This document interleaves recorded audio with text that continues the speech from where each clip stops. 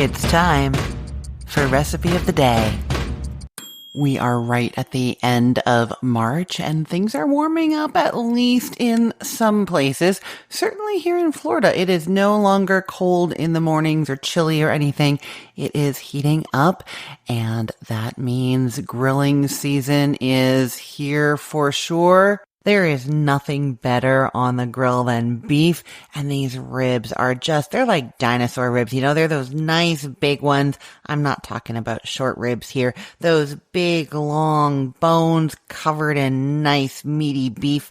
I love these so much, and I know how to make them wonderfully tender, whether you're doing them on the grill or in the oven. I'm going to give you instructions for both, and then they have a really nice char. They're just so great to pick up and chew on. Okay, the beef ribs that I'm talking about are often sold in a whole rack. They look like spare ribs. They're long bones running kind of vertically as the rack goes horizontally across.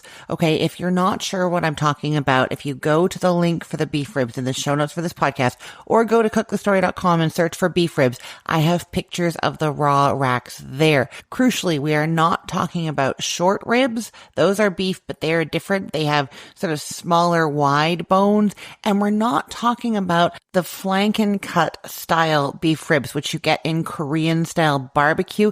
They kind of look the same because they are this sort of wider shape, but they are cut across the bone and are kind of speckled with bone. These are long, hearty bones with the meat on them. Okay, so that is what you're looking for. They're usually sold in a rack, like I said, but sometimes they are sold as individual ribs. You can get them either way, because if you get them as a rack, I'm going to tell you to cut them into ribs to start anyhow. But actually, before you do that, or after you do that, it's just a little bit easier to do it before. You want to remove any membranes or extra fat from the ribs. Often along the sort of bonier side, there's a silver skin or a thin skin on there. It is best to take that off because it is a little bit tough. If you don't know what I'm talking about and you don't know how, don't worry about it. It is actually going to be just fine. Okay, you're going to preheat one side of your grill to a low heat, 275 degrees Fahrenheit. That's like if you have your hands like 3 inches from the grill and you can count to 5 comfortably, nice and low, or use the thermometer on your grill if you have one. 275 degrees Fahrenheit. You're going to season 2 racks of beef ribs. It's about 7 pounds total. You're going to season that with 1 teaspoon of salt. And I guess I should just back up and say this will serve 4 to 5 people. It sounds like a lot. There's 8 ribs per rack. So we're talking about 16 ribs, which I'm saying we're doing like 4 ribs per person. But there's not very much meat on these. They are mostly bone. So that is why. So you've got the 2 racks, which is the 16 ribs. You've seasoned it all over with a teaspoon of salt. And then it's going on to that low grill where you're cooking it over indirect heat with the lid closed for 2 hours. You want to do those meaty side up. Just leave them there. Then you're going to brush some barbecue sauce all over them. You can skip this if you want. You can add a different seasoning, a different kind of sauce. I think it works really, really well. I just use a store-bought sauce most of the time, but I will link to some barbecue sauce recipes in case you want to make your own. I have a basic barbecue sauce recipe that's just like ketchup, mustard, honey, and then you add seasonings, which I love using in a pinch if I need barbecue sauce for something and I don't have any in the house. You can whip that up and then doctor it up with whatever seasonings you like, and it works great. So that is an option. So you've brushed them with barbecue sauce after they were on the grill for 2 hours. Then you're going to keep cooking them in the same way, meaty side up over indirect heat for another 30 to 60 minutes until the meat easily pulls away from the bone.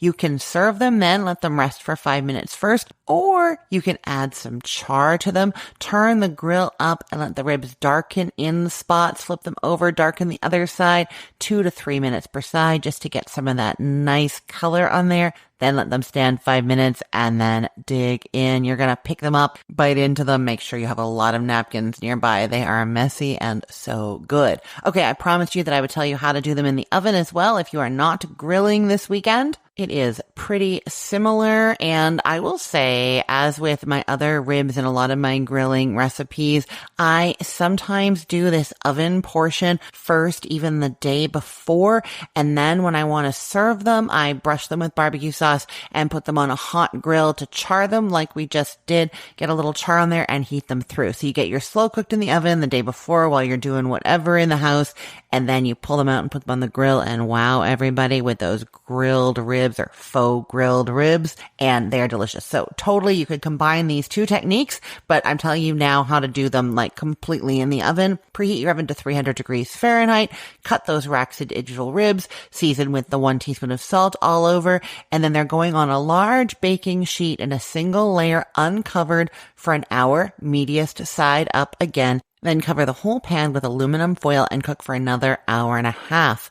After that, like I said, you could refrigerate them and then brush them with sauce the next day and put them on the grill just to heat through and char. Or you can brush them with barbecue sauce right now and serve them just like that. Or you can brush them with barbecue sauce right now and put them under the broiler and get a little char on them. That's going to be really nice, like 2 to 3 minutes per side under the broiler. And you can also do the make ahead oven version and then refrigerate them and then brush them with barbecue sauce and then broil them to heat them through. You're just going to need to leave them in there a little bit longer. The broiler doesn't warm them through as well as the grill will. So you're going to put them under the broiler, turn them under the broiler a bit more, turn them, and keep doing that until they're nice and hot and charred. Okay, lots of options there. All of them are pretty much the same in theory, though. If you want to cook them and serve them at the same day, same time, you're doing low and slow for a while, then you're brushing with barbecue sauce, then optionally charring them and serving them. If you're trying to do them make ahead, you're doing them low and slow for a while,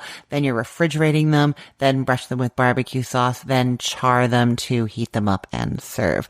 That is what we're doing. I will put the link to this recipe in the show notes for this podcast episode, or you can head to cookthestory.com/ROTD and get it there. Everything there is arranged by date, so it's helpful to know that today is March 30th of 2025. And if you love this recipe, I know you're going to. If you love this recipe or any of the recipes from my sites, I would really appreciate it if you would leave a 5-star rating and a comment. Those 5-star ratings really help me grow my business. They help more people find my site because they see the 5 stars on their Google search results and then they click over, which is so good. And seeing your ratings and comments really makes my day every time. I have to say, so many of you have been doing it lately, and I know you have. You mentioned the podcast, you mentioned me by name. It really makes me feel great. I really appreciate it. Thank you so much for all you do to help support me and my business.